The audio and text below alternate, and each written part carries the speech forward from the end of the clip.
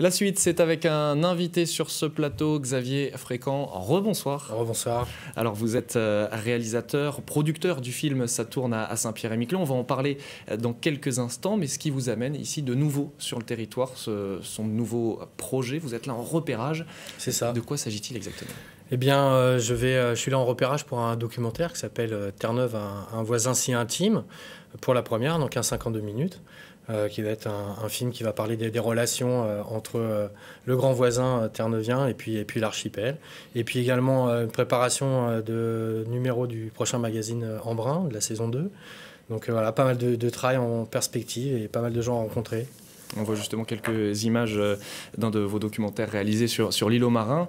J'ai l'impression que Saint-Pierre-et-Miquelon, pour vous, ça a été comme une piqûre, comme un virus, puisque vous êtes venu déjà de nombreuses reprises, vous avez encore plein de projets. Qu'est-ce qui vous inspire ici ?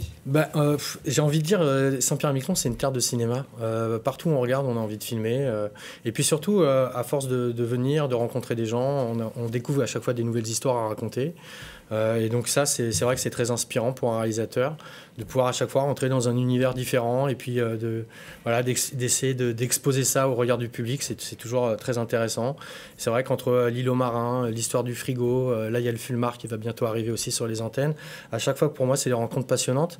Et j'ai envie de revenir, j'ai envie de continuer à explorer cette voie. Donc documentaire pour réaliser, également pour produire, puisqu'en parallèle vous avez travaillé et vous travaillez toujours sur le film de Christian Monnier, Ça tourne à Saint-Pierre-et-Miquelon. Vous l'avez tourné en septembre dernier, ensuite vous êtes parti à Toronto, puis à Paris. Le tournage c'était en janvier, là on en est où ? C'est ça. On vient de terminer donc le tournage parisien. Ça a été un petit challenge supplémentaire puisque là, on avait des guests, on avait des acteurs un peu connus, Philippe Rebaud, Valérie Mérès, Claire Nadeau, Dominique Pinon. Le challenge, c'était de réussir à goupiller un plan de travail qui réussisse à tenir en une semaine avec la disponibilité de tous ces comédiens qui sont toujours très demandés. Et puis là, on arrive maintenant dans la phase de post-production, c'est-à-dire tout ce qui se passe après le tournage, le montage, le mixage, l'étalonnage, un peu d'effets spéciaux et pour pouvoir arriver à aboutir au produit fini. Alors c'est une aventure humaine, vous êtes encore à la recherche justement de fonds pour pouvoir boucler ce budget. Comment est-ce que vous vous êtes lancé dans cette aventure, si j'ose dire? Le cinéma, ça se fait encore comme ça? C'est ça, le mot c'est celui-là, c'est vraiment une aventure cinématographique. Nous on est des artisans, on est un petit peu en dehors du circuit de l'industrie, c'est-à-dire qu'on est parti dans cette aventure, ça tourne à Saint-Pierre-et-Miquelon avec beaucoup d'énergie, un petit peu de moyens, des fonds privés, et puis l'accueil phénoménal qu'on a reçu ici de la part des habitants de l'archipel qui nous ont beaucoup aidés, nous a donné envie d'aller plus loin, de continuer à pousser ce film. On a trouvé les moyens de pouvoir assurer ce tournage à Paris. Maintenant, on rentre dans cette phase de post-production. Donc, c'est un film qui se construit étape par étape et à chaque fois, on remet l'ouvrage. Et à chaque fois, il faut trouver des nouvelles ressources. Mais on va y arriver. On n'est plus très loin d'y arriver. C'est ce qui nous motive en tout cas. Il y a un autre exemple en tout cas qui a touché, qui concernait l'archipel. C'était la série Maroni il y a quelques temps, là, pendant l'hiver.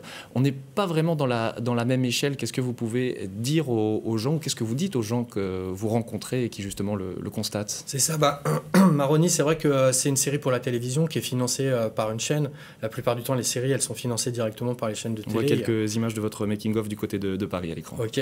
Et nous, c'est vrai qu'on est dans une autre dynamique. On est plutôt des artisans du cinéma. Ce qui nous intéresse avec Christian, c'est de proposer des films qui sont un peu atypiques. Et donc, ces films atypiques, ils ont du mal à trouver des financements auprès des grands diffuseurs qui aiment bien les choses plutôt formatées. Donc ça nous oblige à avoir une autre économie, une autre dynamique. Mais c'est tout aussi passionnant. On a un peu l'impression de se retrouver dans la peau des gens qui ont commencé à faire ce métier il y a 80 ans, en fait, de construire un film chemin faisant. Et c'est là aussi, ça nous offre une grande liberté de création. On vous dit aussi parfois que vous êtes un peu fou? Oui, tout le temps. Mais de la folie jaillit la lumière, donc c'est ça qui est intéressant.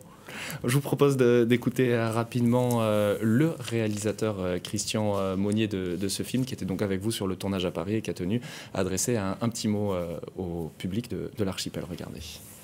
Pour nos amis Saint-Pierre et Miquelonais et même de Toronto, canadiens, oui, j'ai une pensée émue et un petit peu nostalgique parce que je me rappelle effectivement ce beau tournage qu'on a pu faire à Saint-Pierre-et-Miquelon, qui était il n'y a pas si longtemps que ça. Donc je leur adresse un énorme bisou et puis je leur dis à bientôt pour projeter le film à Saint-Pierre et à Miquelon. Alors, question simple, Xavier Fréquent, ce sera pour quand la projection? Alors, le film devrait être terminé cet été. La projection ne sera pas tout de suite après, puisqu'on ambitionne de faire des festivals avec. L'idée, c'est vraiment d'offrir au film un maximum de chances de pouvoir rayonner et en France et à Lui l'international. donner de la notoriété. C'est ça, les festivals, c'est une rampe de lancement pour un film comme le nôtre, qui est, comme je vous dis, un film un peu atypique, un peu singulier, avec une vraie originalité. Donc voilà, essayer de lui donner le maximum de chances d'être exposé le plus largement possible. Donc je pense pour la fin de l'année 2020, début 2021, dans ces eaux-là. Avec un petit prix à l'Alpe d'Huez ou ailleurs entre-temps peut-être. On l'espère, c'est ce qu'on souhaite. Et une projection à Saint-Pierre-et-Miquelon. Merci en tout cas d'avoir répondu à notre invitation. Vous avez plein de projets encore en tête, également d'autres fictions. On aura l'occasion sans doute d'en reparler une prochaine fois. Merci.